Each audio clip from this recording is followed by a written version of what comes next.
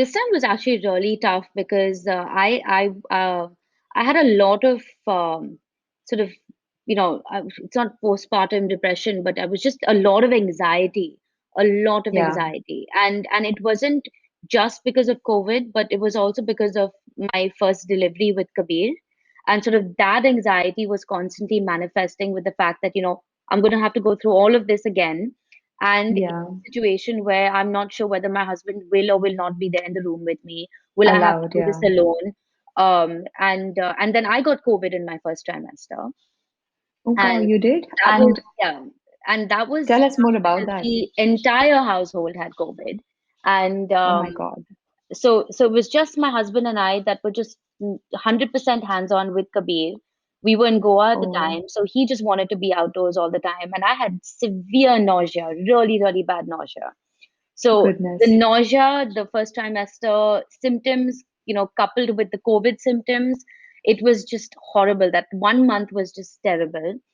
It And must have been but so stressful. What did you do? Like, were you allowed any medication? What I did your wasn't doctor allowed any say? medication. I was only allowed paracetamol, and even that I Hmm. was taking sparingly, as and when I started feeling really feverish.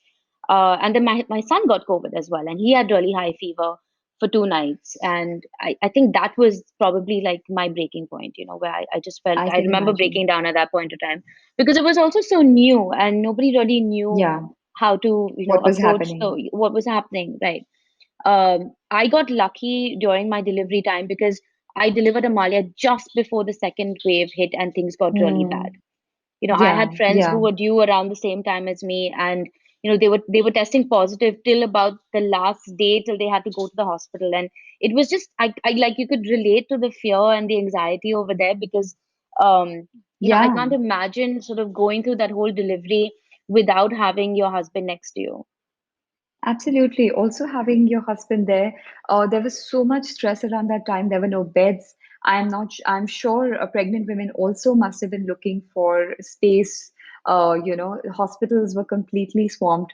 I don't know what people would have done during that period. And lucky for you that you guys had the delivery right before, and you were Yeah. then at home and safely at home and handling all of it. So when you were expecting, you got COVID, but the doctor, like, there was no concern with the baby getting COVID, or uh, after the baby was born, were they conducting any tests in the hospital that if No, they had actually, COVID? in a way, I'm glad I had it when I had it because that meant Yeah, I got antibodies and she got antibodies as well. true, true, So true. it just one layer of protection that you can, yeah. So Yeah, in a way, I'm yeah. just a little bit more relaxed as opposed to if she wasn't exposed to the virus at all. I think so. I think that's actually a fair point.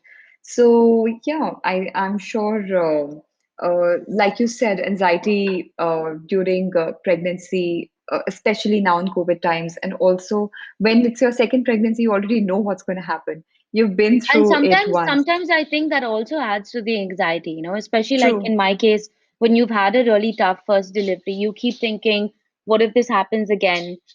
With the Yeah. first one, you don't know what to expect. With the second one, True. you sort of expect the worst. Let me put it that way.